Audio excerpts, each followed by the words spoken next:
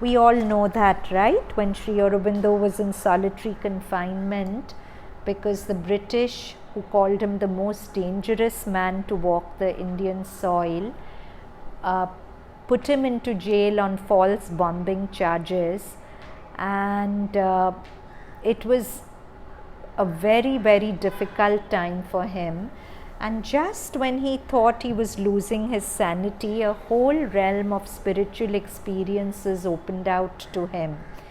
And suddenly he saw Sri Krishna everywhere. There's a very beautiful tree right in front of his Alipore Jail prison cell. It's like a combination of a banyan and a peepal tree, both combined. And he first saw Sri Krishna standing there with his open eyes. And then suddenly when he looked at the jailer, he saw the outline of the jailer disappear, and it was just Sri Krishna. He saw the prisoners, it was just Sri Krishna.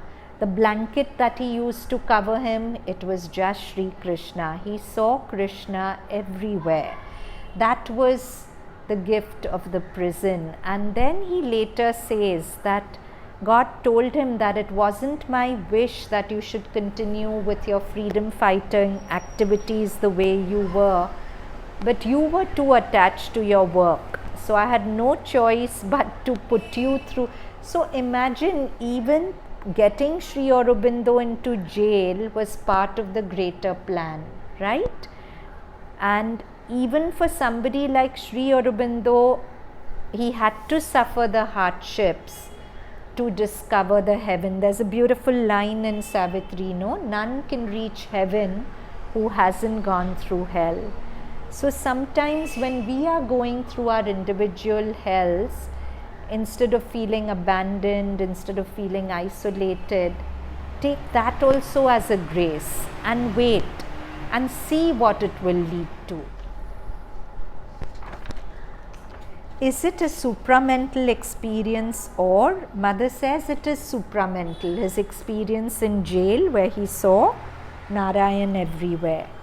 Yes, the supramental experience, he called it Narayana.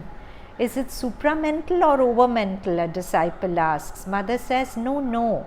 It's like the message of the Gita as Sri Aurobindo explained it, not overmental but supramental. It is oneness, the experience of oneness. Sri Aurobindo opens all doors. Mother says, Sri Aurobindo has arranged everything so that my work becomes easy. Sri Aurobindo has the key to open this region of the inconscience. What is the inconscience? Something that has no consciousness in it, and it's part of all our nature. And it's something that's normally so dark that light can't penetrate there. The body has a lot of subconscious and inconscious in it, and therefore all the other yogas before Sri Aurobindo's yoga, they left the body alone because there was no way that light could enter the body. But mother says Sri Aurobindo has done this massive work of building. In Savitri there's a beautiful line talking about the Divine Mother. She dug wells of light in the She dug tunnels of light in the core of darkness. So beautiful, no? And that was Mother and Sri Aurobindo's work, to build those tunnels, and therefore there's a chance for this body to get transformed, because before that there was no way light could reach the body. It could reach the light, it could reach the mind, it could reach the vital, it could transform all that. But the body had to go through its process of aging and decay and dying because light couldn't reach there. But that's what Sri Aurobindo has done. Sri Aurobindo has arranged everything so that my work becomes easy. Sri Aurobindo has the key to open this region of the inconscience. He turns the key to open the door and illumines my way. And very gently I enter to infuse the force, the light, and the divine Ananda into the body of this inert and obscure matter.